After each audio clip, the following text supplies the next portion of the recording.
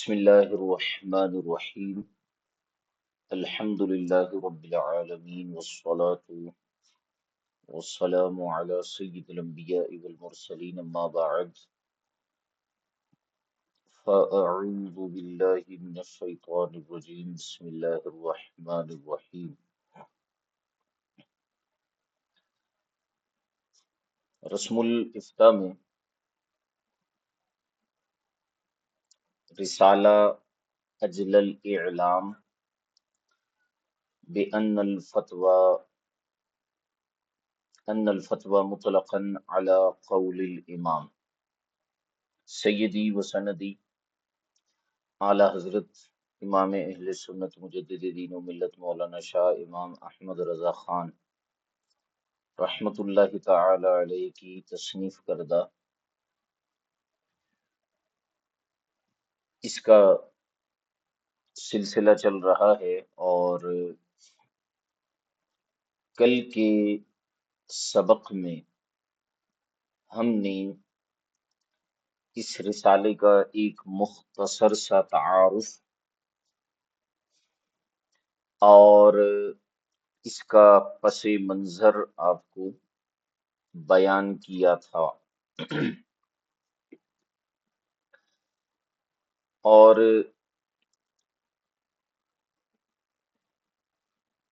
الحمدللہ کافی چیزیں ہم نے اس حوالے سے آپ کو سمجھانے کی کوشش کی تھی۔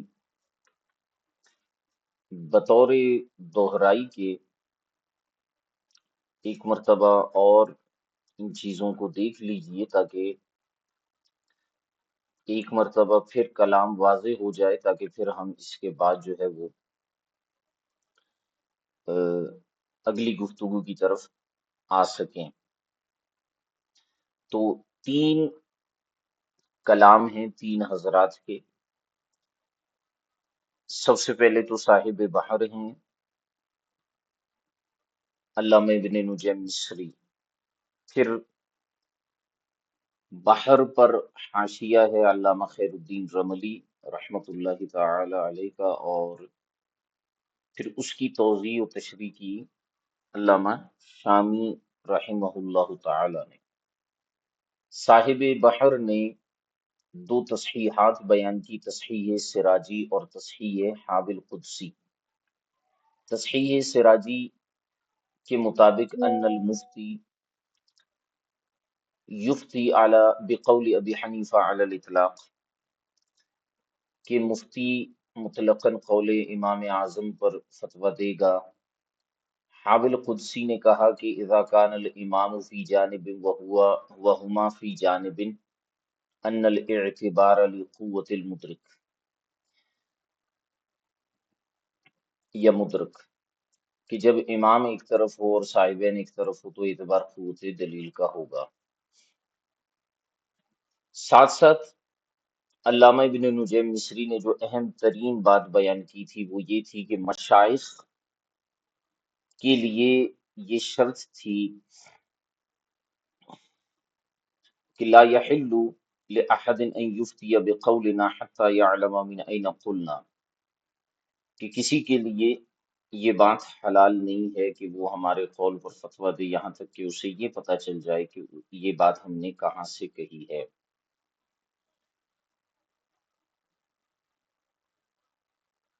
تو آپ فرماتے ہیں کہ مشائخ کے لیے تو یہ شرط تھی کہ وہ معرفت دلیل حاصل کرتے، اور یہی بات سراجیہ نے کہی، اور حاوی القدسی نے قوت دلیل کی بات کی، وہ بھی اسی طرف مشیر ہے کہ معرفت دلیل ضروری تھی مشائخ کے لیے۔ علامہ ابن نجیم مصری نے اس مقام پر ایک اور بات کہی، اور وہ یہ کہی کہ رہی بات ہمارے زمانے کی، اما فی زماننا فیکتفی بالحفظ، تو اکتفا کیا جائے گا حفظ اقوال پر، جیسا کہ قنیہ وغیرہ میں ہے۔ لہذا فیحل الافتاء بقول الامام بل یجب، بلکہ واجب ہے قول امام پر فتویٰ دینا۔ اگرچہ ہمیں نہیں پتا کہ انہوں نے کہاں سے کہی، کیونکہ ہمارے لیے جو ہے وہ معرفت دلیل شرط نہیں ہے۔ اس مقام پر علامہ خیر الدین رملی نے اعتراض کرتے ہوئے یہ بات کہی۔ پہلے تو علامہ شامی نے کہا کہ اس کلام میں عدم انتظام ہے، یہ کلام آپس میں مربوط نہیں ہے۔ علامہ رملی نے کہا کہ دیکھو، آپ کہہ رہے ہیں کہ لا یحل لأحد ان یفتی بقولنا حتی یعلم من این قلنا، یہ عدم جواز افتاء میں صریح ہے، ٹھیک ہے، اور آپ اسی سے استدلال کر رہے ہیں وجوب افتاء علی القول امام پر، یہ تو ایک تناقض والی کیفیت ہو گئی۔ پھر علامہ رملی کہتے ہیں کہ دیکھو، مشائخ کے لیے تو یہ بات ضروری تھی کہ وہ معرفت دلیل رکھتے، تو آپ یہ جو کہہ رہے ہیں کہ ہمارے لیے معرفت دلیل ضروری نہیں کیونکہ ہم ان مشائخ کے رتبہ اجتہاد اور رتبہ فقاہت تک نہیں ہیں، تو جب آپ حقیقتاً افتاء کر ہی نہیں رہے تو پھر آپ کا کام جو ہے وہ فتویٰ دینا ہے ہی نہیں، آپ محض حکایت کریں، اور جب آپ حکایت کرنے پر آتے ہیں تو حکایت اس قول کی کریں جس پر مشائخ نے فتویٰ دیا ہے، آپ اس کو نقل کر دیں۔ کیوں آپ مشائخ کی مخالفت کرتے ہوئے قول امام کے ہی پیچھے پڑ گئے؟ علامہ شامی رحمۃ اللہ تعالی علیہ، یہ بات ہوئی کس کی؟ علامہ رملی کی۔ علامہ شامی رحمہ اللہ تعالی نے علامہ رملی ہی کا ساتھ دیتے ہوئے اس کی مزید وضاحت کی، اور آپ نے فرمایا کہ یہ بات تو سرے سے بالکل سمجھ میں ہی نہیں آتی کہ مشائخ کو دلیل پر اطلاع نہیں تھی، کیونکہ علامہ ابن نجیم مصری نے یہ بات کہی تھی کہ جہاں پر مشائخ نے عدول کیا ہے قول امام سے، وہاں معرفت دلیل نہ ہونے کی بنا پر عدول کیا ہے۔ تو علامہ شامی کہتے ہیں کہ آپ نے کیسے گمان کر لیا مشائخ کے متعلق کہ انہیں دلیل کا علم نہیں تھا، حالانکہ انہوں نے تو اپنی کتابیں بھر دی دلائل سے۔ تو یہ بات تو درست نہیں ہو سکتی ان کے بارے میں کہ ان کو دلیل کا علم نہیں تھا اس لیے عدول کیا۔ انہوں نے جو عدول کیا ہے وہ قوت دلیل کی وجہ سے کیا ہے، لہٰذا اب ہمارے اوپر یہ لازم ہے کہ جس دلیل کو مشائخ نے تقویت دی ہے، اگرچہ وہ قول امام کے برخلاف ہے، لیکن جس کو ترجیح مشائخ نے دی اور وہ ہم سے زیادہ علم والے تھے، ہم انہی کی اتباع کریں گے، ٹھیک ہے۔ اور اس وجہ سے ہم کیا کریں گے کہ انہی مشائخ کی پیروی اور اتباع کرتے ہوئے جس قول پر انہوں نے فتویٰ دیا ہم اسی کو اختیار کریں گے، ہمارے اوپر لازم نہیں ہے کہ ہم امام کے قول کو لیں، کیونکہ ہم محض ناقل محض حکایت کرنے والے افراد ہیں۔ یہ گفتگو جو ہے کل ہم نے آپ کے سامنے بیان کی تھی۔ اب ہم ذرا رسالے کی طرف نظر کرتے ہیں اور اس رسالے کو حل کرنے کی کوشش کریں گے۔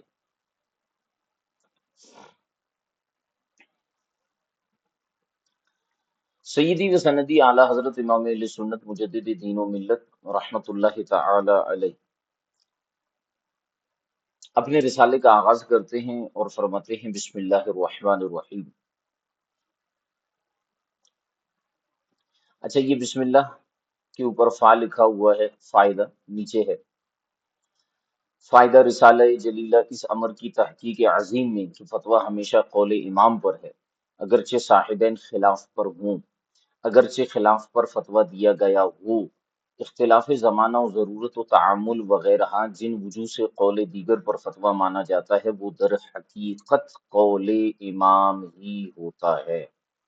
اگر میں یہ کہوں کہ پورے رسالے کا نچوڑ یہ صرف دو جملے ہیں تو یہ غلط نہیں ہوگا کہ فتویٰ ہمیشہ قول، یہ عبارت بار بار پڑھیے، اس کو حفظ کیجیے کہ فتویٰ ہمیشہ قول امام پر ہے، اگرچہ صاحبین خلاف پر ہوں، اگرچہ خلاف پر فتویٰ دیا گیا ہو، اختلاف زمانہ و ضرورت و تعامل وغیرہ جن وجوہ سے قول دیگر پر فتویٰ مانا جاتا ہے وہ در حقیقت قول امام ہی ہوتا ہے۔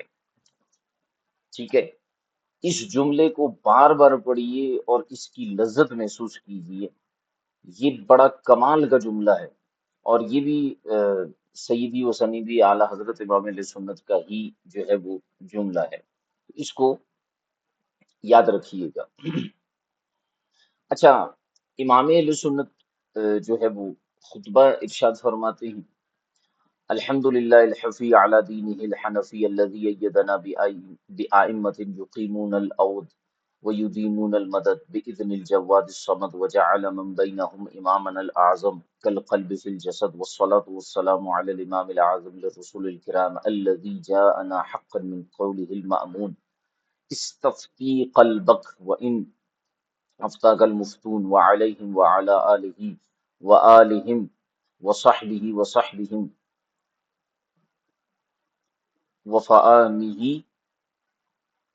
وفآمہ فآمہم الی یوم یدعا کل اناس بامامہم آمین۔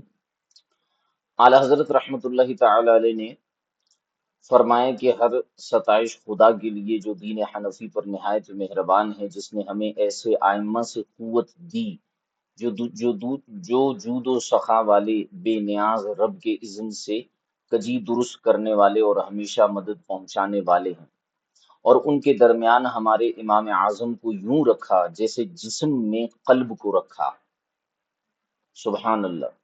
اور درود و سلام ہو معزز رسولوں کے امام اعظم پر، یہاں پر بھی اعلیٰ حضرت برات استحلال فرما رہے ہیں، اور درود و سلام ہو معزز رسولوں کے امام اعظم پر کہ جن کا یہ ارشاد گرامی بجا طور پر ہمیں ملا کہ اپنے قلب سے فتویٰ دریافت کر، اگرچہ مفتیوں کا فتویٰ تجھے مل چکا ہو۔ یہ جو سیدی اعلیٰ حضرت نے فرمایا نا کہ جو نبی کریم صلی اللہ علیہ وسلم کا فرمان یہاں نقل کیا کہ درود و سلام ہو ہمارے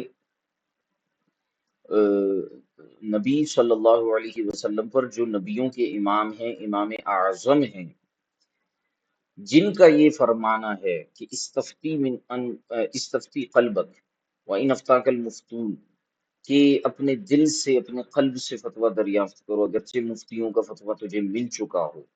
یہاں سے اشارہ کیا اعلیٰ حضرت نے اس حدیث کو بیان کر کے کہ تمام ائمہ، علماء، فقہاء میں سیدی امام اعظم ابو حنیفہ رحمۃ اللہ تعالی علیہ کا جو مقام اور جو مرتبہ ہے وہ ایسے ہی ہے جیسے جسد کے اندر قلب کا مقام ہوتا ہے، اور نبی پاک علیہ الصلوۃ والسلام کے کلام سے استدلال کرتے ہوئے فرمایا کہ استفتی قلبک، اپنے دل سے پوچھو، اگرچہ دیگر مفتیوں نے تمہیں فتویٰ دے دیا ہو، ٹھیک ہے، تو اپنے امام سے فتویٰ طلب کرو، یعنی امام اعظم رحمت اللہ تعالی علیہ کا فتویٰ تمہارے لیے سب سے زیادہ معتبر ہوگا، اگرچہ دیگر فقہا مفتیوں نے تمہیں فتویٰ دے دیا ہو۔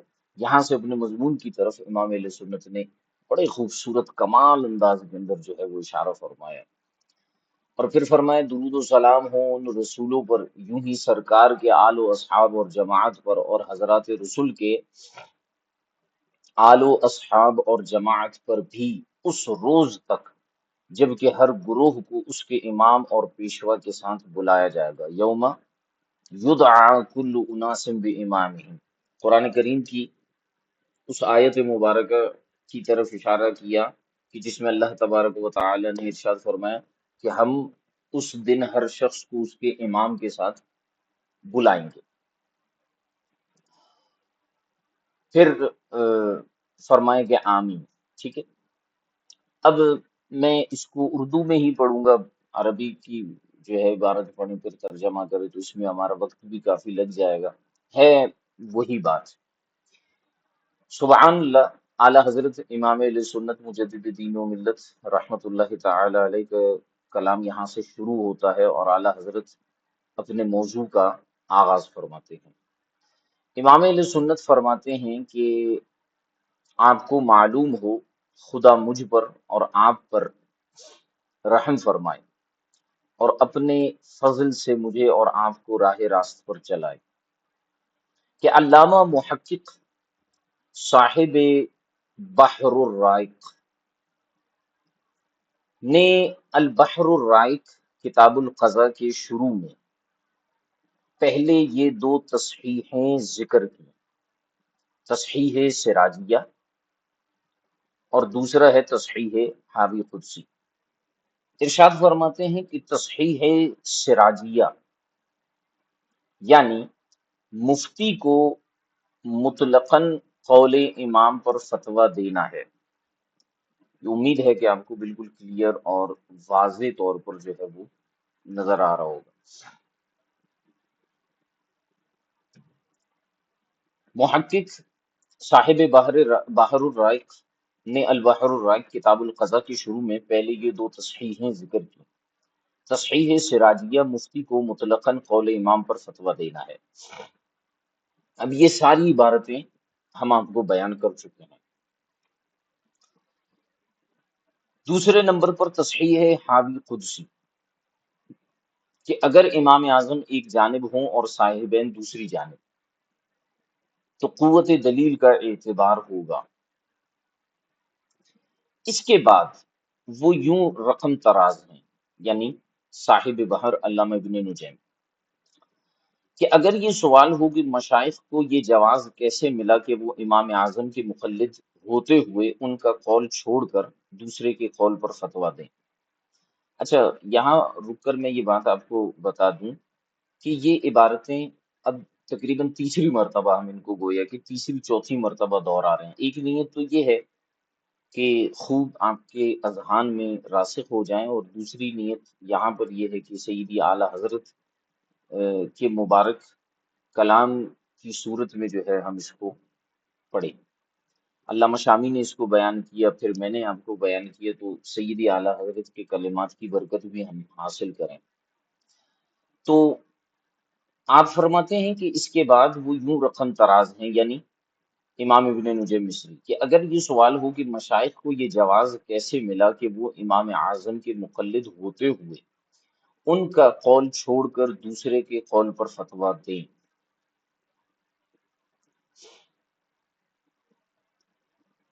تو میں کہوں گا کہ یہ اشکال عرصہ دراز تک مجھ پر درپیش رہا اور اس کا کوئی جواب نظر نہ آیا، مگر اس وقت ان حضرات کے کلام سے اس اشکال کا یہ حل سمجھ میں آیا کہ حضرات مشائخ نے ہمارے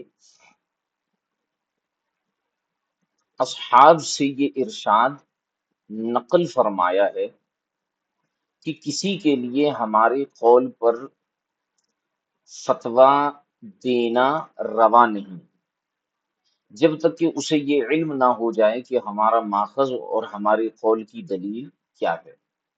یہاں تک کہ سراجیہ میں منقول ہے کہ اسی وجہ سے شیخ عصام سے امام اعظم کی مخالفت عمل میں آئی۔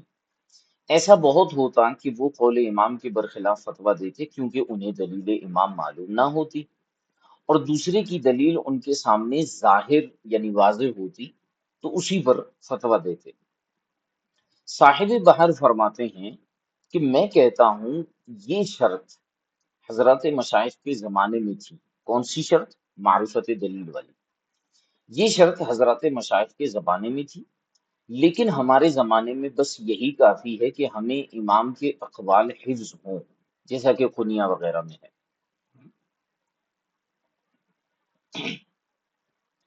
تو اب اگرچہ ہمیں قول امام کی دلیل معلوم نہ ہو، قول امام پر فتویٰ دینا جائز بلکہ واجب ہے۔ اس تفصیل کے پیش نظر تصحیح حاوی کی بنیاد وہی شرط ہے جو حضرات مشائخ کے لیے اس زمانے میں تھی۔ تصحیح حاوی کی بنیاد وہی شرط ہے جو انہوں نے کہا تھا نا، لا یحل لأحد ان یفتیہ۔ تو اعلیٰ حضرت فرماتے ہیں، سوری، امام ابن نجم مصری کی عبارت چل رہی ہے، تو آپ فرماتے ہیں کہ اس تفصیل کی پیش نظر تصحیح حاوی کی بنیاد وہی شرط ہے جو حضرات مشائخ کے لیے اس زمانے میں تھی، اور اب علماء نے اسی کو صحیح قرار دیا ہے کہ قول امام پر ہی فتویٰ ہوگا۔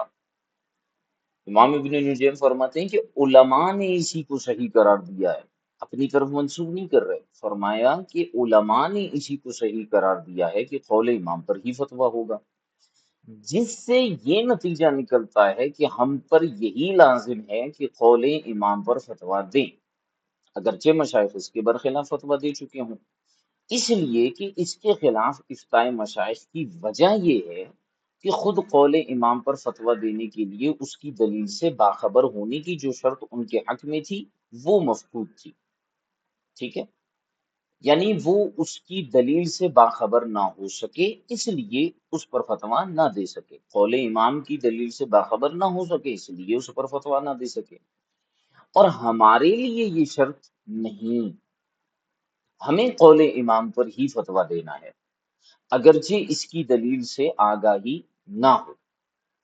اور محقق ابن حمام نے، اچھا محقق ابن حمام جو ہیں یہ علامہ ابن نجیم مصری رحمۃ اللہ تعالی علیہ کے دادا استاد ہیں۔ امام ابن نجیم مصری رحمۃ اللہ تعالی علیہ کے جو استاد تھے ان کا نام تھا امام قاسم بن قتلبغہ رحمۃ اللہ تعالی علیہ، اور امام قاسم بن قتلبغہ رحمۃ اللہ تعالی علیہ کے جو استاد تھے وہ امام ابن حمام صاحب فتح القدیر تھے، ٹھیک ہے، ان کے آپ نے نام کئی مرتبہ سنے ہیں، ٹھیک ہے۔ اب آپ اپنے دادا استاد کے حوالے سے بات کر رہے ہیں کہ اور محقق ابن حمام نے متعدد جگہ قول صاحبین پر فتویٰ دینے سے متعلق مشائخ پر رد کیا ہے اور فرمایا ہے کہ قول امام سے بجز اس کے کہ اس کی دلیل ضعیف ہو، اس کا کیا مطلب ہے بجز اس کے؟ اس کا مطلب یہ ہے کہ سوائے اس کے کہ قول امام کی دلیل ضعیف ہو انحراف نہ ہوگا، یعنی قول امام سے انحراف کی صرف ایک وجہ ہو سکتی ہے اور وہ یہ ہے کہ امام کی جو دلیل ہے وہ ضعیف ہو۔ تو جن مشائخ نے قول امام سے بلا وجہ انحراف کیا تو محقق ابن امام نے ان کا رد کیا اور فرمائے کہ اس کے علاوہ تو کوئی تمہارے پاس جو ہے نا وہ چارہ نہیں ہے، اگر قول امام کی دلیل ضعیف ہے تو انحراف ہو سکتا ہے ورنہ نہیں ہو سکتا، ٹھیک ہے۔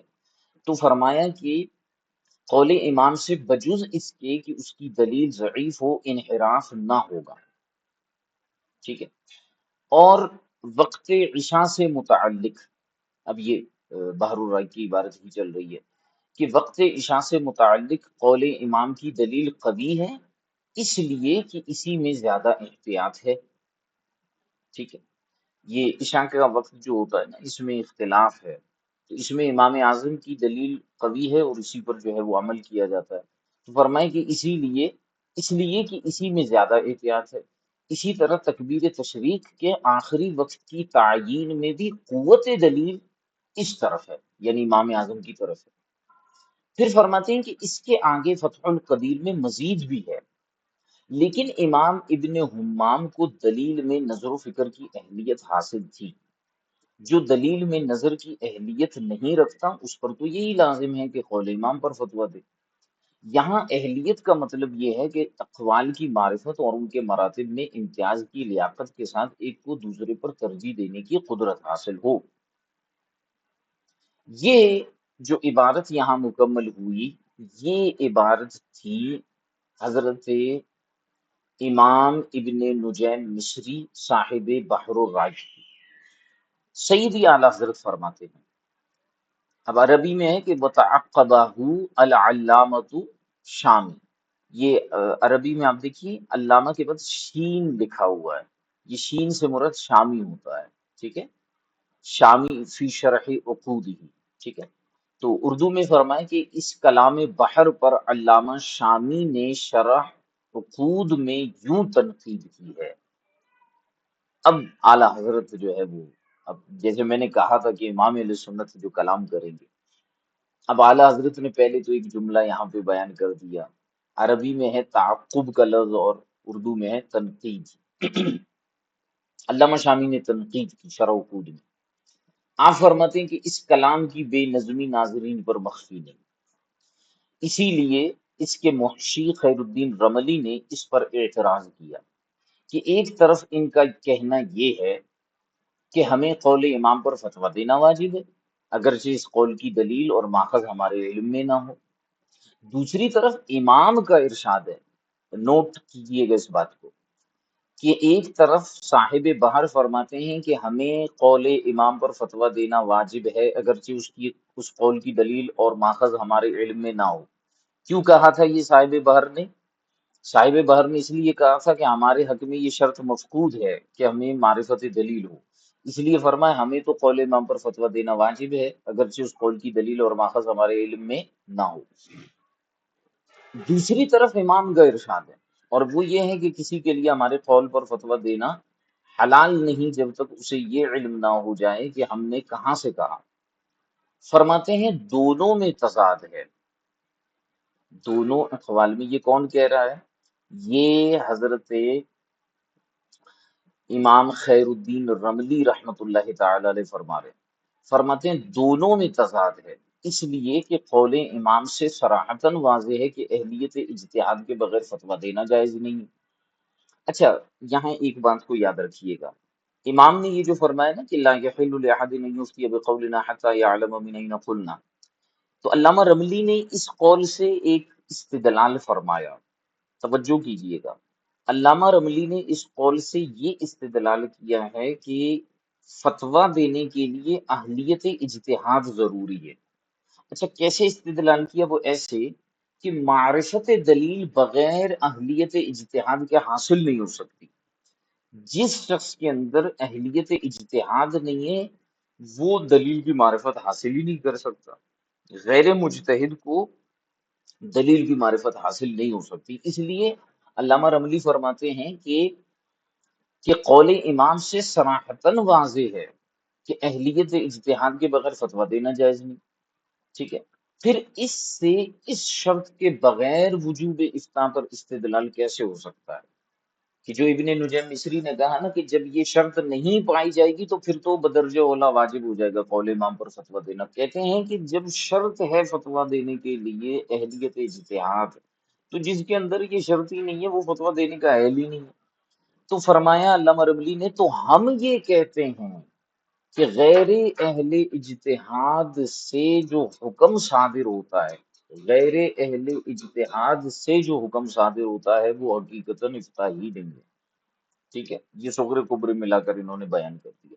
وہ تو امام مجتہد سے صرف اس بات کی نقل و حکایت ہے کہ وہ اس حکم کے قائل ہیں، جب حقیقت یہ ہے تو غیر امام کے قول کی نقل و حکایت بھی جائز ہے، کیونکہ آپ حقیقتاً مفتی نہیں ہیں۔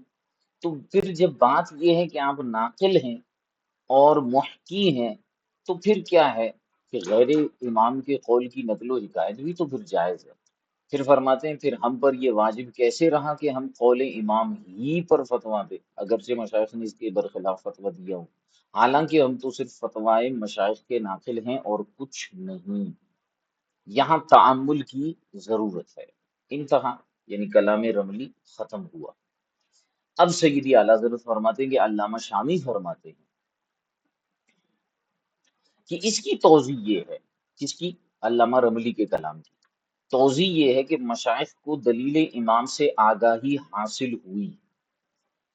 علامہ شامی اس کلام کو واضح کرتے ہوئے فرماتے ہیں کہ مشائخ کو دلیل امام سے آگاہی حاصل ہوئی، یعنی یہ جو رملی نے یہ جو ابن نجم مصری نے فرمایا کہ مشائخ نے عدول اس لیے کیا تھا کہ انہیں جو ہے وہ دلیل سے آگاہی نہیں تھی، تو علامہ شامی فرماتے ہیں کہ نہیں، علامہ رملی کے کلام سے یہ سمجھ میں آ رہا ہے، علامہ رملی جو اعتراض کر رہے ہیں صاحب بہر پر، ان کے کلام سے یہ سمجھ میں آیا کہ مشائخ کو دلیل امام سے آگاہی حاصل ہوئی، انہیں علم ہوا کہ امام نے کہاں سے فرمایا، ساتھ ہی اصحاب امام کی دلیل سے بھی وہ آگاہ ہوئے، یعنی انہیں امام کی دلیل کا علم بھی تھا اور اصحاب کی دلیل کا علم بھی تھا، اس لیے وہ دلیل اصحاب کو دلیل امام پر ترجیح دیتے ہوئے فتویٰ دیتے ہیں مشائخ، ٹھیک ہے۔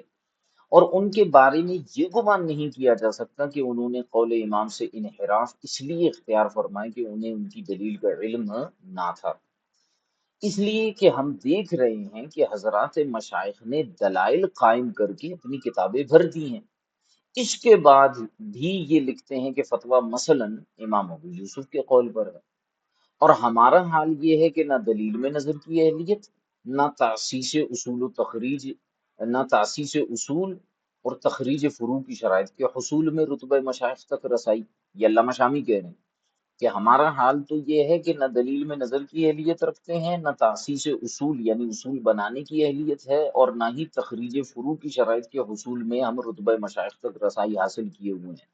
تو ہمارے ذمے یہی ہے کہ حضرات مشائخ کی اقوال نقل کر دیں، اس لیے کہ یہی حضرات مذہب کے ایسے متبع ہیں جنہوں نے اپنے اجتہاد کی قوت سے مذہب کی تقریر و تحریر یعنی اثبات و توضیح کی ذمہ داری اٹھا رکھی ہے۔ ملاحظہ ہو علامہ قاسم بن قتل بغا کی عبارت جو ہم پہلے پیش کر آئے ہیں، وہ فرماتے ہیں کہ مجتہدین پیدا ہوتے رہے یہاں تک کہ انہوں نے مقام اختلاف میں نظر فرما کر ترجیح و تصحیح کا کام سر انجام دیا، تو ہمارے اوپر اسی کی پیروی اور اسی پر عمل لازم ہے جو راجح قرار پایا، جیسے ان حضرات کے اپنی حیات میں فتویٰ دینے کی صورت میں ہوتا۔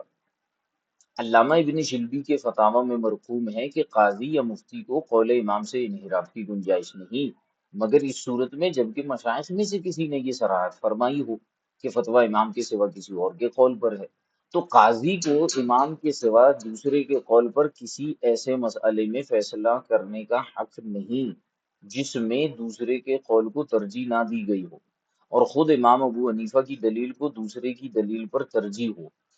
اگر ایسے مسئلے میں قاضی نے خلاف امام فیصلہ کر دیا تو اس کا فیصلہ نافذ نہ ہوگا، بے ثباتی کی وجہ سے آپ ہی ختم ہو جائے گا، یعنی اس کا فیصلہ خود ہی ختم ہو جائے گا۔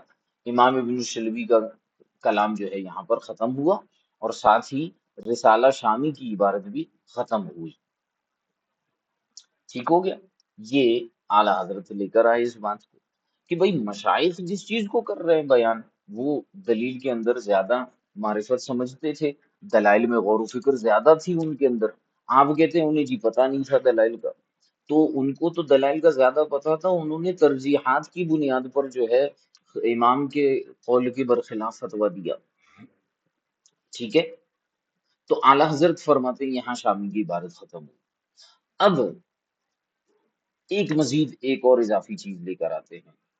اعلی حضرت فرماتے ہیں کہ اسی طرح کی بات علامہ شامی نے رد المختار یعنی فتاوی شامی میں کتاب القضاء میں بھی ذکر کی ہے، اور منحت الخالق حاشیہ بحر الرائق میں مزید برآں یہ بھی لکھا ہے کہ آپ دیکھتے ہیں کہ متون مذہب کے مصنفین، اب یہ نئی عبارت آ رہی ہے، اس کو توجہ سے سمجھیے گا کہ علامہ شامی بھی یہی بات لے کر آئے، اور منحت الخالق جو حاشیہ بحر الرائق ہے اس میں مزید یہ بھی لکھا ہے کہ آپ دیکھتے ہیں کہ متون مذہب کے مصنفین، متون مذہب سے مراد یہ جو ظاہر الروایہ سوری یہ جو مذہب کی کتابیں بدایت المبتدی ہو گئی، قدوری ہو گئی، کنز الدقائق ہو گئی، متون مذہب کے مصنفین بعض اوقات مذہب امام کے سوا کوئی اور اختیار کرتے ہیں، یعنی جو امام کا مذہب ہے اس کو چھوڑ کر آپ کے اصحاب وغیرہ کا قول اختیار کرتے ہیں متون مذہب والے، اور جب مشائخ مذہب نے اس دلیل کے فقدان کی وجہ سے جو ان کے حق میں شرط ہے، آپ نے کہا تھا نا کہ مشائخ کے لیے شرط ہے، تو فرمایا کہ جب مشائخ مذہب نے اس دلیل کے فقدان یعنی دلیل کے نہ پائے جانے کی وجہ سے جو ان کے حق میں شرط ہے، کون سی دلیل؟ معرفت دلیل، اس کے فقدان کی وجہ سے جو ان کے حق میں شرط ہے قول امام کے خلاف فتویٰ دے دیا، تو ہم انہی کا اتباع کریں گے۔ یعنی یہاں علامہ شامی اور منحت الخالق والے یہ کہہ رہے ہیں کہ مان لیتے ہیں کہ مشائخ کو علم نہیں تھا، مان لیتے ہیں کہ مشائخ کو علم نہیں تھا، لیکن مشائخ نے اگرچہ معرفت دلیل نہ ہونے کی وجہ سے قول امام پر کے برخلاف فتویٰ دیا، تو بھی فرماتے ہیں ہم انہی کا اتباع کریں گے، اس لیے کہ انہیں زیادہ علم ہے۔ یہ بات کیسے کہی جاتی ہے کہ ہمارے اوپر قول امام پر ہی فتویٰ دینا واجب ہے؟ سمجھ رہے ہیں بات کو؟ یہ بالکل اسی طرز کا دوسرا کلام لے کر آئے اور صاحب بحر پر ہی اعتراض ہے۔ کہ بھائی مان لیا کہ مشائخ نے جو ہے وہ قول امام کے برخلاف فتویٰ اس لیے دیا تھا کہ انہیں دلیل کا علم نہیں تھا، پہلے تو کہا کہ نہیں، ان کے حق میں یہ بات تسلیم ہی نہیں کرتے ہم کہ انہیں دلیل کا علم نہیں تھا، انہوں نے تو دلائل سے کتابیں بھر دی، لیکن چلو مان لیتے ہیں کہ انہیں دلیل کا علم نہیں تھا۔ اچھا اگر دلیل کا علم نہیں تھا پھر بھی انہوں نے قول امام کے برخلاف فتویٰ دیے تو ہم پر کیا لازم ہے؟ کہتے ہیں ہم پر تو انہی کا اتباع کرنا لازم ہے جس پر انہوں نے فتویٰ دیا۔ کیوں؟ اس لیے کہ انہیں زیادہ علم تھا۔ یہ بات کیسے کہی جا سکتی ہے کہ ہمارے اوپر قول امام پر ہی فتویٰ دینا واجب ہے؟ اس لیے کہ ہمارے حق میں قول امام پر افتاء کی شرط مفقود ہے۔ او بھائی ہمارے حق میں تو یہ افتاء کی شرط ہی مفقود ہے کہ ہم، کیونکہ ہمیں معرفت دلیل ہی نہیں ہے تو ہمارے حق میں تو افتاء کی شرط ہی مفقود ہے، حالانکہ یہ بھی اقرار ہے کہ وہ شرط مشائخ کے حق میں بھی مفقود ہے۔ ٹھیک ہے، جب مشائخ کے حق میں بھی دلیل نہیں تھی، ہمارے حق میں تو بدرجہ اولا ہے کہ ہمیں تو بالکل ہی دلیل کا علم نہیں ہوگا، تو کیا یہ خیال ہے کہ ان حضرات نے کسی ناروا امر کا ارتکاب کیا؟ کن حضرات نے؟ مشائخ نے۔ تو کیا آپ مشائخ کے بارے میں یہ کہیں گے کہ انہوں نے معاذ اللہ غلط کیا ہے؟ نہیں۔ یہ علامہ شامی اور منحت الخالق والے کہہ رہے ہیں کہ کیا آپ یہ کہہ سکتے ہیں کہ مشائخ نے معاذ اللہ کوئی غلطی کی ہے، ناروا کام کیا ہے کہ قول امام کو چھوڑ کر جو ہے وہ کسی اور قول پر فتویٰ دیا؟ فرماتے ہیں حاصل یہ کہ طبع سلیم کے لیے، یہ میں دوبارہ کہہ رہا ہوں کہ شامی اور منحت الخالق کی عبارتیں ہیں، اور یہ صاحب بحر ہی پر ابھی تک اعتراض ہے، امام اہل سنت کا کلام شروع نہیں ہوا۔ فرماتے ہیں کہ حاصل یہ کہ طبع سلیم کے لیے انصاف کی قابل قبول بات یہ ہے کہ ہمارے زمانے کے مفتی کا کام یہی ہے کہ مشائخ نے جو فتویٰ دیا ہے اسے نقل کر دے۔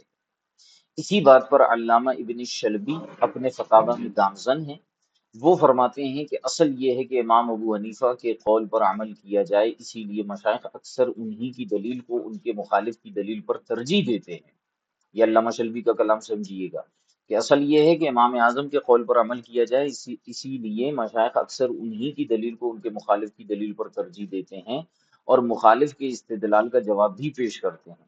یہ اس بات کی علامت ہے کہ عمل قول امام پر ہوگا، اگرچہ ایسی جگہ حضرات مشائخ نے یہ صراحت نہ فرمائی ہو کہ فتویٰ قول امام پر ہے، اس لیے کہ ترجیح خود صراحتاً تصحیح کا حکم رکھتی ہے، یعنی جب ترجیح دے دی تو تصحیح بھی ہو گئی، کیونکہ مرجوح راجح کے مقابلے میں بے ثبات ہوتا ہے، یعنی مفقود ہوتا ہے۔ جب معاملہ یہ ہے تو قاضی یا مفتی کو قول امام سے انحراف کی گنجائش نہیں، مگر اس صورت میں، مگر پر غور کیجیے گا، مگر اس صورت میں، یہاں سے ہی علامہ شامی اور علامہ رملی اور منحت الخالق والے استدلال کرتے ہیں، مگر اس صورت میں کہ جب مشائخ میں سے کسی نے یہ صراحت فرمائی ہو، آخر عبارت تک جو فتاوی ابن شلبی کے حوالے سے پہلے بھی گزری ہے کہ فتویٰ قول امام کے برخلاف ہے، تو اگر مشائخ جو ہے وہ قول امام کے برخلاف پر صراحت کر دیتے ہیں تو اسی پر فتویٰ ہوگا۔ یہ علامہ شلبی کا کلام تھا۔ آگے فرماتے ہیں کہ آگے علامہ شامی لکھتے ہیں یہی وہ ہے جس پر شرح تنویر کے شروع میں شیخ علاء الدین حصکفی، شرح تنویر، تنویر الابصار جو ہے، جو شامی کا متن ہے تنویر الابصار، اور اس کی شرح ہے در مختار، علامہ علاء الدین حصکفی۔ علامہ شامی لکھتے ہیں کہ یہی وہ ہے جس پر، کیونکہ یہ علامہ شامی فتاوی شامی میں یہ بات کر رہے ہیں، یہ شرح خود کی عبارتیں نہیں، یہ شامی کی عبارتیں ہیں۔ علامہ شامی لکھتے ہیں یہی وہ ہے جس پر شرح تنویر کے شروع میں علامہ شیخ علاء الدین حصکفی بھی گامزن ہیں، وہ رقم تراز ہیں۔ اب یہ اپنی تائید میں باتیں لے کر آ رہے ہیں، نوٹ کیجئے گا۔ علامہ شامی نے علامہ رملی کی تائید کی، پھر اس کے بعد فتاوی شامی میں منحت الخالق کی بھی عبارتیں لے کر آ گئے، امام ابن شلبی کی بھی عبارتیں لے کر آ گئے، اور اب تنویر الابصار سے کی شرح سے در مختار سے علاء الدین حصکفی رحمۃ اللہ تعالی علیہ کی بھی عبارت لے کر آ رہے ہیں۔ دیکھیں اپنی تائید میں کیا کیا چیزیں علامہ شامی لے کر آ رہے ہیں، فرماتے ہیں، اور بعد میں ہمیں پتہ چلے گا کہ ہماری موقف کی تائید پر کتنی عبارتیں امام اہل سنت پیش کرتے ہیں۔ فرماتے ہیں کہ اس پر شیخ علاء الدین حصکفی بھی گامزن ہیں، وہ رقم تراز ہیں۔ کیا لکھتے ہیں علامہ حصکفی؟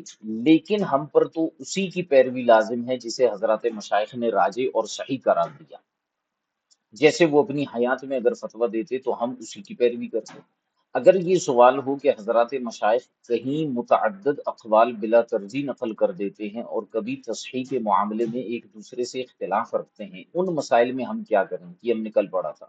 تو ہمارا جواب یہ ہوگا کہ جیسے ان حضرات نے عمل کیا ویسے ہی ہمارا عمل ہوگا، یعنی لوگوں کے حالات اور عرف کی تبدیلی کا اعتبار ہوگا، یوں ہی اس کا اعتبار ہوگا جس میں زیادہ زیادہ آسانی اور فائدہ ہو، یا جس پر لوگوں کا عمل درآمد نمایاں ہو، یا جس کی دلیل قوی ہو، اور بزم وجود کبھی ایسے افراد سے خالی نہ ہوگی، یعنی دنیا ایسے افراد سے کبھی خالی نہ ہوگی جو محض گمان سے نہیں بلکہ واقعی طور پر اقوال کے درمیان اتنی تمیز رکھنے والے ہوں گے، اور جس میں تمیز کی لیاقت نہ ہو اس پر عہدہ برآ ہونے کے لیے یہ لازم ہے کہ صاحب تمیز کی جانب رجوع کر لے۔ واللہ تعالی عالم۔ یہ ہو گئی جناب عبارتیں، ٹھیک ہے۔ اب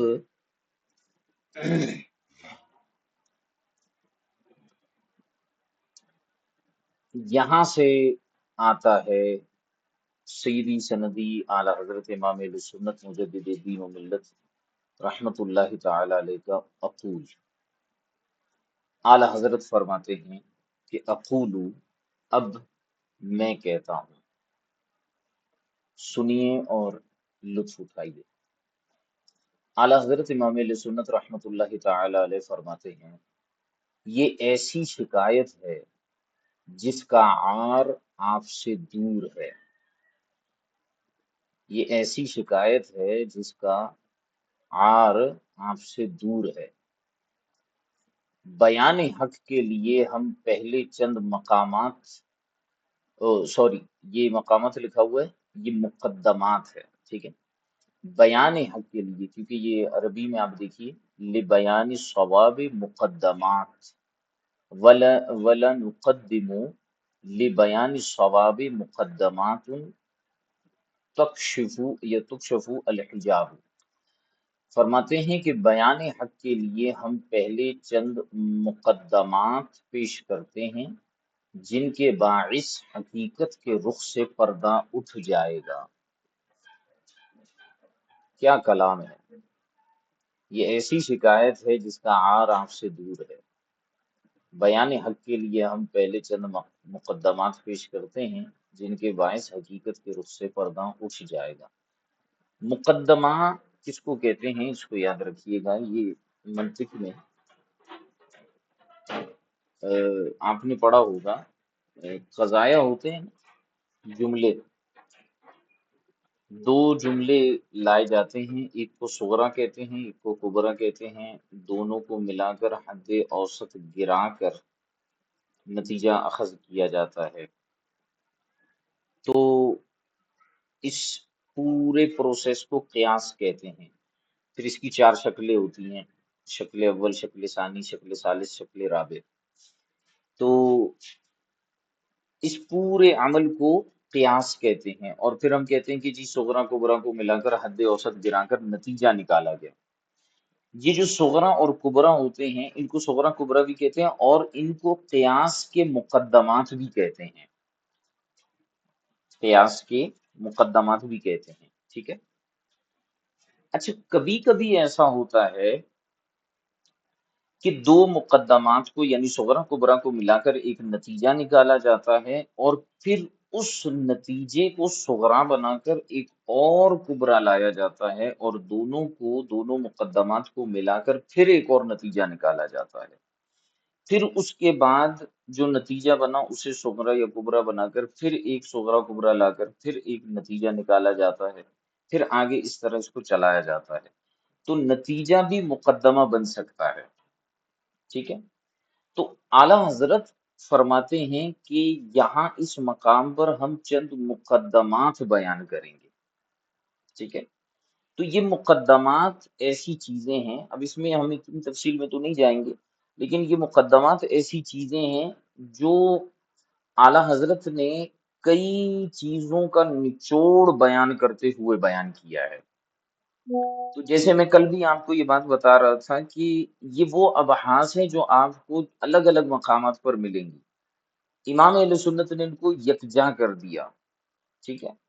تو یہ جو مقدمات ہیں یہ ہو سکتا ہے صراحتاً تو آپ کو کہیں نہ ملیں، لیکن آپ کو چیدہ چیدہ مقامات پر ان کے کچھ نہ کچھ اشارے ملیں گے۔ تو اعلی حضرت نے پہلا ایک مقدمہ بیان کیا، اور وہ یہ تھا کہ اب ذرا عبارتوں کو لے کر چلیے، ٹھیک ہے؟ کیونکہ میں نے شروع میں جو عبارتیں آپ کو بیان کروائیں وہ محض اسی لیے تھیں تاکہ آپ کو پتہ چلے کہ گفتگو کس چیز پر ہے، ٹھیک ہے؟ اب پہلا جو مقدمہ ہے نا، وہ ہے افتاء اور نقل کے درمیان فرق۔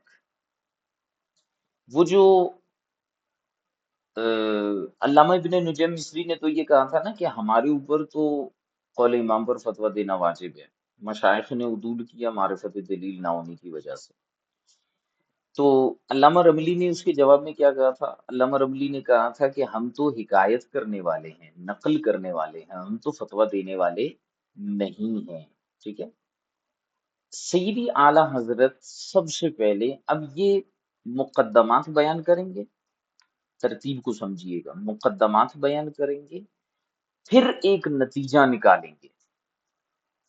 تو ابھی نتیجہ نہیں آ رہا، ابھی آپ سمجھیں گے یہ جواب ہی نہیں ہے، بات کیا ہوئی تھی۔ اور اب آپ دیکھیں کہ اعلی حضرت نے کلام کہاں سے شروع کیا؟ اقولو، فرمائی یہ ایک ایسی شکایت کی ہے آپ نے امام ابن نجم مصری سے، یہ ایک ایسی شکایت ہے کہ جس کا عار جو ہے وہ آپ سے دور ہے۔ اور پھر فرمائے کہ ہم حق کو بیان کرنے کے لیے چند مقدمات پیش کریں گے جس کی وجہ سے حقیقت کے رخ سے خود پردہ اٹھ جائے گا۔ یہ کلام کا اسلوب ہے اعلیٰ حضرت کا۔ تو اعلیٰ حضرت ابھی جواب نہیں دے رہے، اعلیٰ حضرت پہلے آپ کو کچھ مقدمے بتائیں گے تمہیدی طور پر کہ پہلے ان کو سمجھ لو، پھر میرا جواب سمجھ میں آئے گا۔ اگر میں براہ راست تمہیں جواب دوں تو تمہیں سمجھ میں نہیں آئے گا۔ یہ اسلوب ہوتا ہے کلام کا۔ مزید اس میں تفصیلاً اگر میں بیان کروں تو یہ ہوتا ہے کہ دیکھیں کلام کے دو اسلوب ہوتے ہیں۔ عموماً جو کلام ہوتا ہے نا وہ پہلے دعویٰ ہوتا ہے پھر دلیل دی جاتی ہے، عموماً یہی کلام ہوتا ہے، یہی انداز ہوتا ہے، بندہ دعویٰ کرتا ہے پھر اس کے اوپر دلیل دی جاتی ہے۔ دوسرا طریقہ بڑا خوبصورت ہے، اور یہ کسی کسی کو تحریر کا یہ ملکہ حاصل ہوتا ہے جیسے اعلیٰ حضرت کو ہے۔ دوسرا اسلوب یہ ہوتا ہے کہ پہلے دلیل دی جاتی ہے پھر دعویٰ کیا جاتا ہے، ٹھیک ہے؟ تو جو دلیل ہوتی ہے اس میں دعویٰ بھی آ جاتا ہے ضمناً، اور جوابات بھی آ جاتے ہیں، اس کے بعد آخر میں آپ مختصراً جواب دے دیتے ہیں۔ یہ اسلوب سمجھنے میں آسان ہوتا ہے، خوبصورت ہوتا ہے، اور کلام کے اندر قوت دلیل زیادہ پیدا کرتا ہے، لیکن تحریر میں یہ بڑا مشکل ہوتا ہے۔ اسی لیے اکثر مصنفین پہلے دعویٰ کرتے ہیں پھر دلائل دیتے ہیں۔ سیدی اعلیٰ حضرت نے یہاں پر دوسرا اسلوب اختیار کیا کہ پہلے اپنے مقدمات یعنی اپنے دلائل بیان کیے، ضمناً ان میں جوابات بھی ہیں، اور آخر میں آ کر سیدی اعلیٰ حضرت اپنا جواب دیں گے۔ تو پہلا جو مقدمہ ہے نا وہ ہے نقل اور حکایت کے درمیان فرق، سوری، نقل اور افتاء کے درمیان فرق۔ تو فرماتے ہیں کہ مقدمہ اول، پہلا مقدمہ، فرمایا کہ کسی قول کی نقل اور حکایت اور کسی قول پر افتاء، ٹھیک ہے؟ کسی قول کو نقل کرنا، اس کی حکایت کرنا، اور کسی قول پر افتاء، یہ دونوں ایک نہیں ہیں۔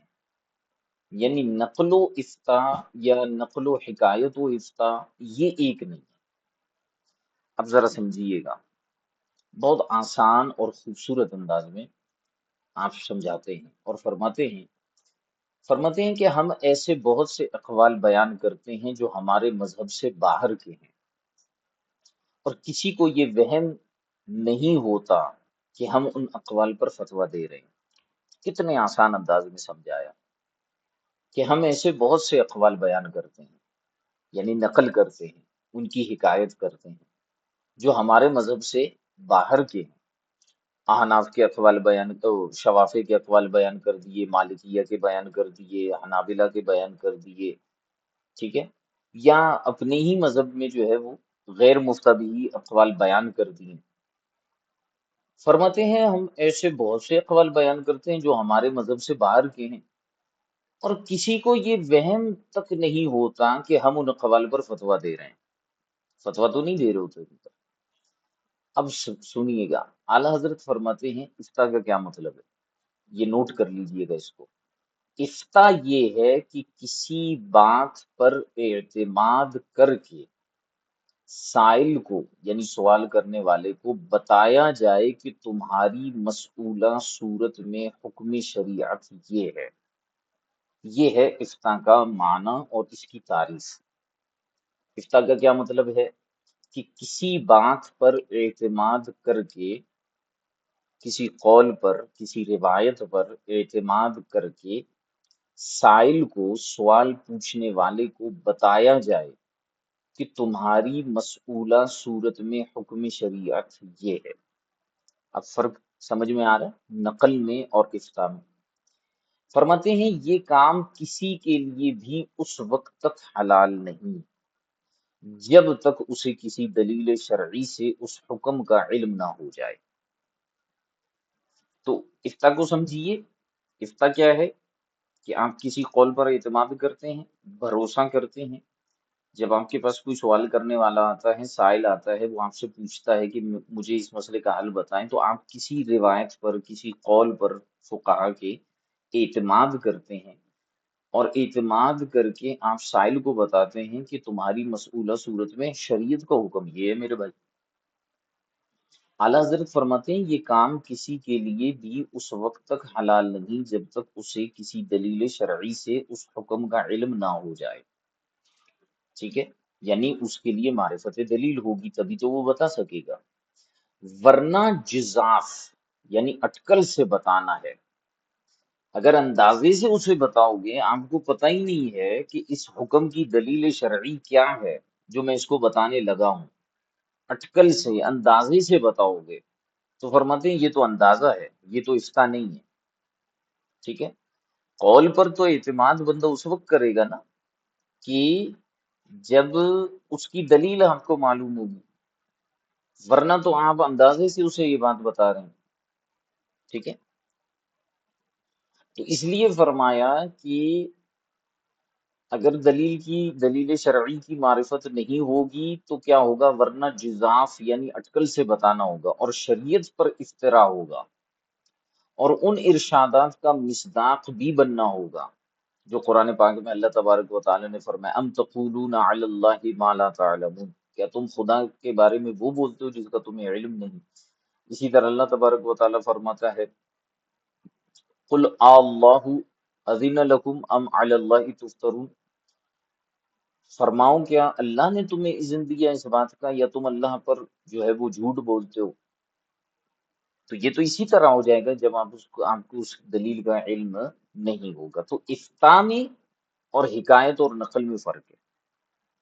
کسی بھی قول کو بیان کر دینا یہ نقل ہے، حکایت ہے، چاہے آپ کو اس کی دلیل معلوم ہو یا نہ ہو، اور کسی قول پر اعتماد کرتے ہوئے سائل کو یہ بتانا کہ تمہاری مسئولہ صورت کے اندر حکم شریعت یہ بنتا ہے، یہ افتاء کہلاتا ہے، اور اس کے لیے ضروری ہے کہ آپ کو اس کی دلیل شرعی کا علم ہونا چاہیے۔ ٹھیک ہے، یہ اعلیٰ حضرت نے افتاء اور نقل اور حکایت میں فرق بیان کیا۔ یہ ہو گیا پہلا مقدمہ۔ دوسرا مقدمہ، بیان کرتے ہیں، اور دوسرا مقدمہ جو ہے وہ اس چیز کے متعلق ہے۔ پہلا مقدمہ کس چیز کے بارے میں تھا؟ افتاء اور نقل میں فرق۔ دوسرا مقدمہ اس بارے میں ہے کہ دلیل کی کتنی قسمیں ہیں۔ اب اوپر پہلے مقدمے میں کیا بیان کیا کہ افتاء کے لیے ضروری ہے کہ آپ کو اس کی دلیل شرعی معلوم ہو۔ ٹھیک ہے، اب آپ کے ذہن میں سوال پیدا ہوا کہ دلیل شرعی معلوم ہو، دلیل کیا ہے؟ اعلیٰ حضرت رحمۃ اللہ تعالی علیہ نے دلیل کی قسمیں بیان کی، فرماتے ہیں سنیے گا، فرمائے دلیل دو طرح کی ہوتی ہیں۔ مقدمات کا تعلق بھی بیان کر رہا ہوں، سمجھیے گا۔ فرمائے دلیل کی دو قسمیں ہوتی ہیں، دو طرح کی دلیلیں ہوتی ہیں۔ نمبر ایک تفصیلی، اور یہ آگے آئے گا اجمالی. ٹھیک ہے. فرماتے ہیں تفصیلی، اس سے آگاہی اہل نظر و اجتہاد کا خاص حصہ ہے. دلیل تفصیلی سے آگاہی اہل نظر و اجتہاد کا خاص حصہ ہے. دوسرے کو اگر کسی مسئلے میں دلیل مجتہد کا علم ہوتا بھی ہے تو تقلیداً ہوتا ہے. دلیل تفصیلی کا علم مجتہد کو ہوتا ہے. دلیل تفصیلی کا علم مجتہد کو ہوتا ہے. اگر کسی اور کو اس دلیل کا علم ہو بھی جائے دلیل مجتہد کا، تو وہ اصالتاً نہیں ہوتا، اجتہاداً نہیں ہوتا، تقلیداً ہوتا ہے.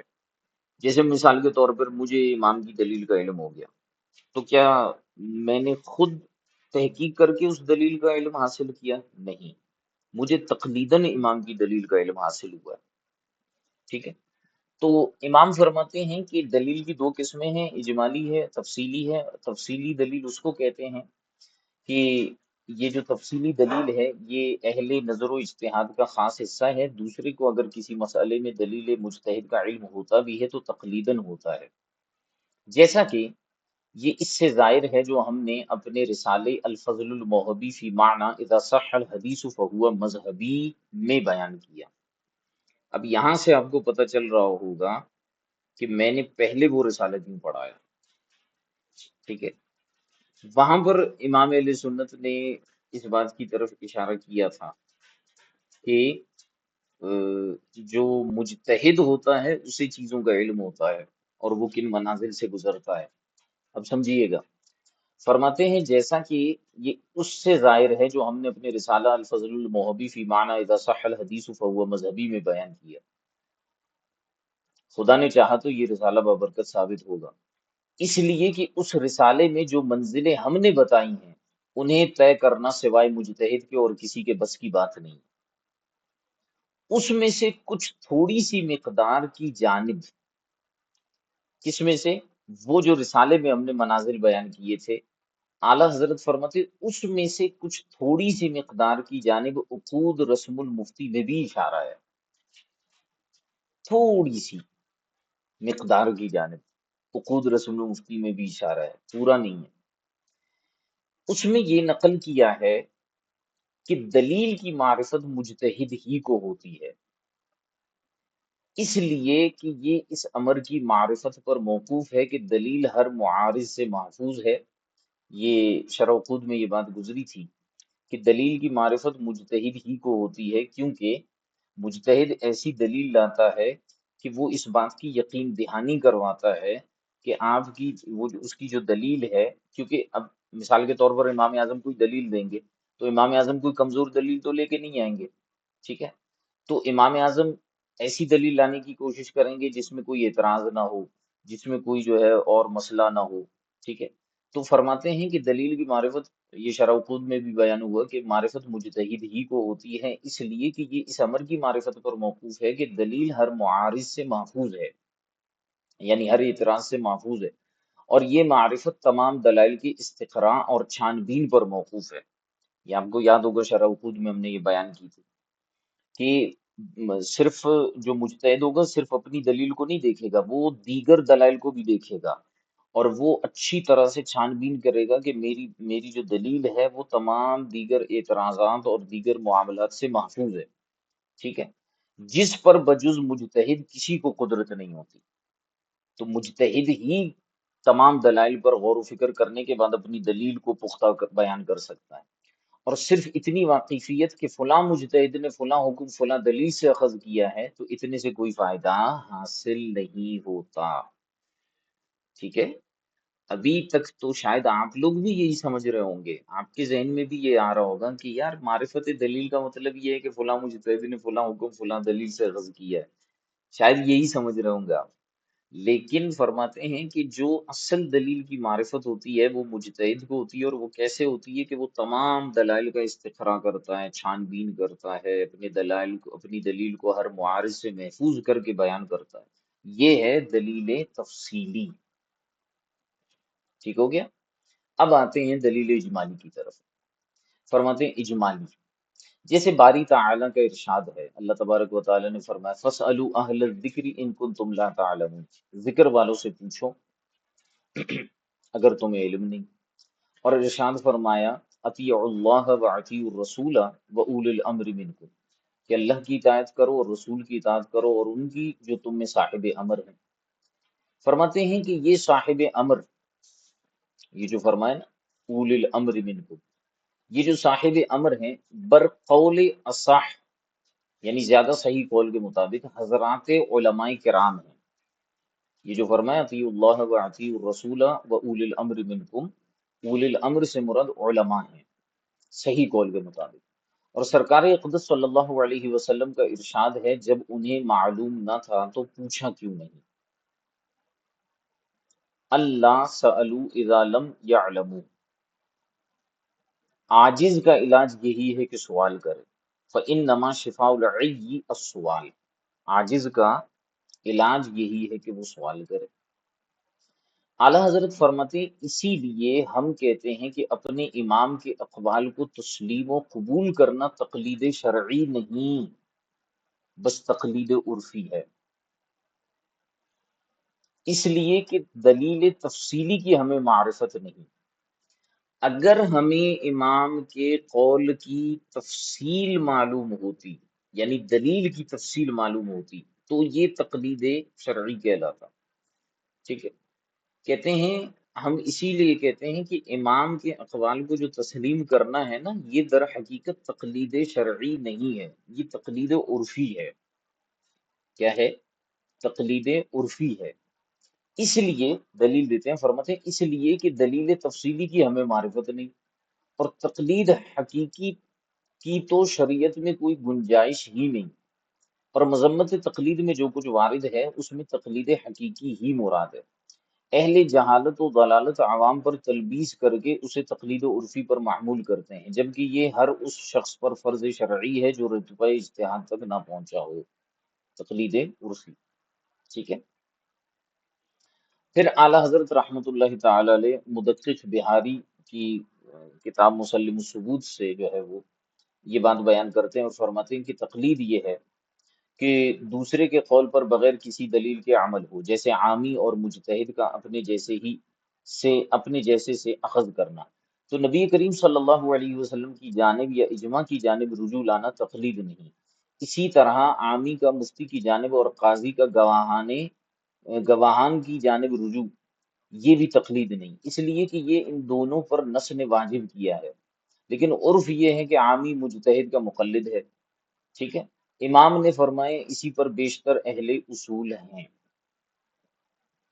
کیا مطلب ہے اس کا؟ مطلب یہ ہے کہ تقلید شرعی جو ہوتی ہے وہ تو دلیل تفصیلی کی وجہ سے ہوتی ہے، جب دلیل تفصیلی نہیں ہے تو پھر آپ جو تقلید کریں گے وہ تقلید عرفی ہے۔ ٹھیک ہے۔ اور جہاں پر تقلید کی مذمت بیان کی گئی ہے وہ در حقیقت تقلید شرعی کی بیان کی گئی ہے۔ ٹھیک ہے۔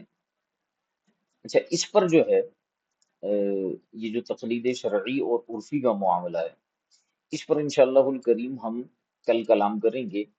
آج جو ہے یہ دو مقدمات پورے ہو گئے ہیں۔ پہلا مقدمہ تھا نقل، حکایت اور افتاء میں فرق۔ دوسرا جو مقدمہ تھا وہ ہم نے بیان کیا دلیل کی قسموں کے متعلق، دلیل تفصیلی اور دلیل اجمالی۔ ٹھیک ہے۔ اس کو مزید ہم کل دوبارہ ریوائز کر کے آپ کے سامنے بیان کریں گے، اور یہاں سے جو مسلم الثبوت کی جو عبارت ہے، مسلم الثبوت کی، وہ بھی آپ کے سامنے بیان کریں گے۔ تو آج کے سبق میں اگر کوئی سوال وغیرہ ہے تو بتا دیں۔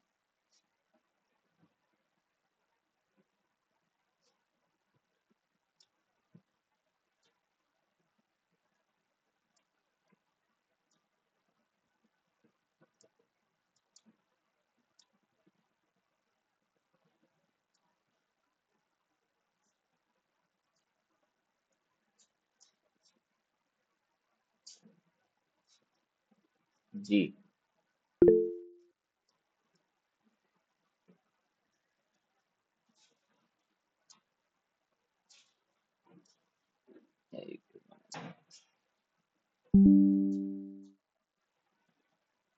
مولانا اعظم رضا خان صاحب نے فرمایا تھا نا کہ تیری وحشتوں سے اے دل مجھے کیوں نہ عار آئے، تو انہی سے دور بھاگے جنہیں تجھ کو پیار آئے۔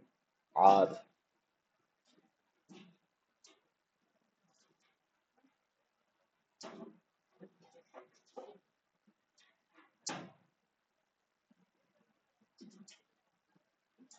فرمایا کہ یہ ایسی شکایت ہے،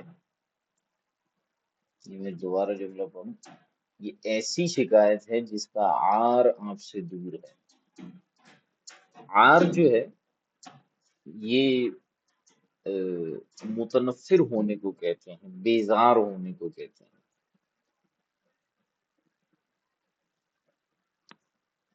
تو فرمائیں کہ یہ ایک ایسی شکایت ہے، یعنی جو آپ نے شکایت کی ہے صاحب بہر سے، جس کا عار آپ سے دور ہے، یعنی جس کی بیزاری جو ہے وہ آپ سے دور ہے، جس کی مزید جو ہے اگر ہم تھوڑا سا اس کے اندر غور و فکر کریں تو اعلی حضرت رحمت اللہ تعالی علیہ گویا کہ ایک طرز خطاب کرتے ہوئے فرمانا یہ چاہ رہے ہیں کہ ہم آپ سے اس کی شکایت نہیں کرنا چاہتے۔ یعنی ایک تو یہ ہوتا ہے نا کہ جس طرح سے آپ نے حضرت امام ابن نجیم مصری سے شکایت کی ہے کہ آپ نے مشائخ کے بارے میں یہ کہہ دیا تو وہ کہہ دیا، اعلی حضرت کہتے ہیں کہ ہم اپنے لیول پر آ کر ایسی بات کر رہے ہیں، اور جو آپ نے شکایت کی ہے ہم جو ہے آپ سے شکایت کو دور رکھیں گے، اس کی شکایت آپ سے نہیں کریں گے۔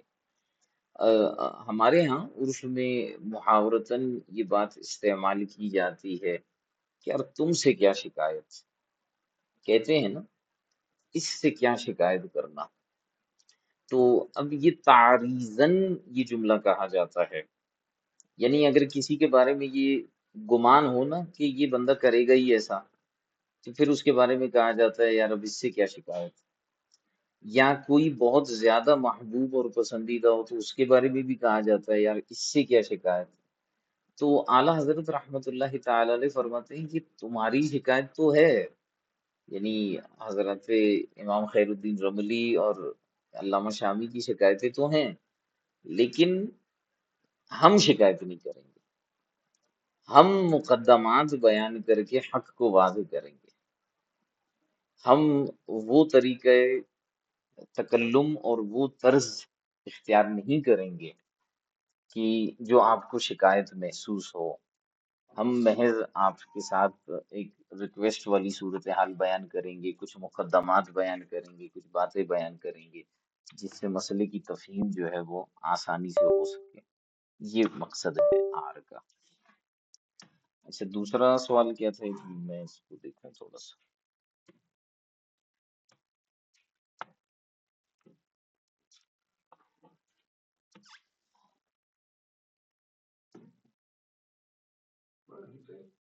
دوسرا سوال جو بیان کیا وہ کہاں تھا؟ جی ہاں، تقلید تو مسائل شرعیہ میں ہی کی جاتی ہے، پھر تقلید عرفی کیسے ہے؟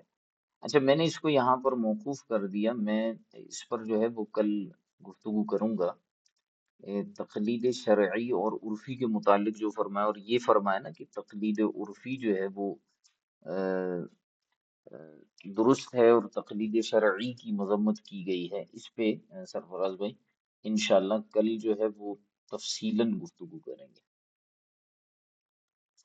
اچھا جی، زبیر بھائی کہتے ہیں کہ عار کا مطلب عیب اور شرم ہے۔ ماشاءاللہ آپ اہل لغت میں سے، ہمیں کیا پتا، ہم نے جو بیان کیا ہے وہ اپنے علم کے مطابق بیان کیا ہے۔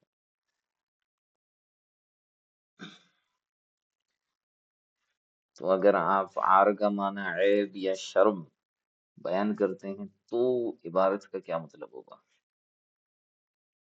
یہ ایسی شکایت ہے جس کا عار یعنی جس کا عیب آپ سے دور ہے، جس کی شرم آپ سے دور ہے، کیا مطلب؟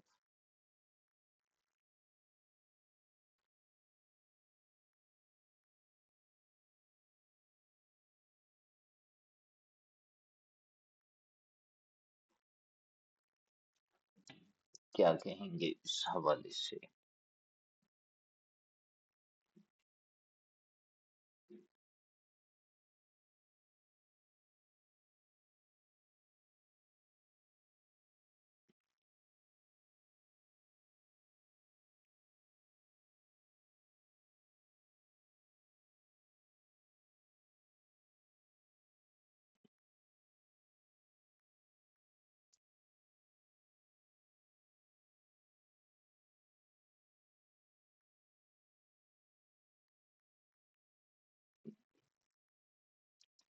کیا فرما رہے ہیں کہ جی لغت میں ہے، تو میں نے کب کہا ہے کہ لغت سے باہر ہے؟ میں نے بھی یہی کہا ہے کہ ماشاءاللہ آپ پہلے لغت میں سے ہیں، آپ نے لغت کو دیکھ کر ہی یہ بیان کیا ہے۔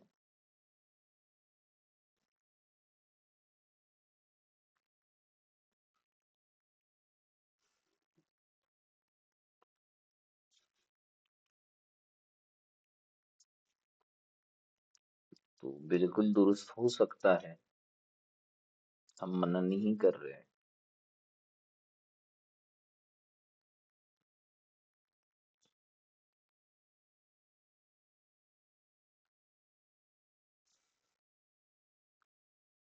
ماشاءاللہ اچھی بات ہے۔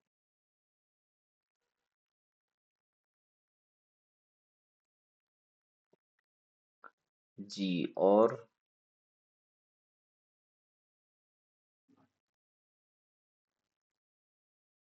کسی کا کوئی سوال پوچھنا چاہیں؟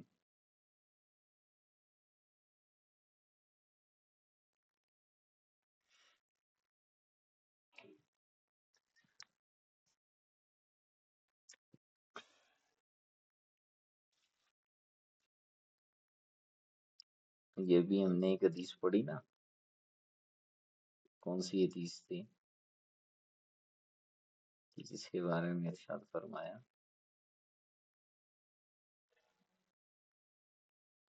دلیل اجمالی کے بارے میں، جب انہیں معلوم نہ تھا تو پوچھا کیوں نہیں؟ عاجز کا یہی علاج ہے کہ سوال کرے۔ شفاء العی السؤال، انما شفاء العی السؤال۔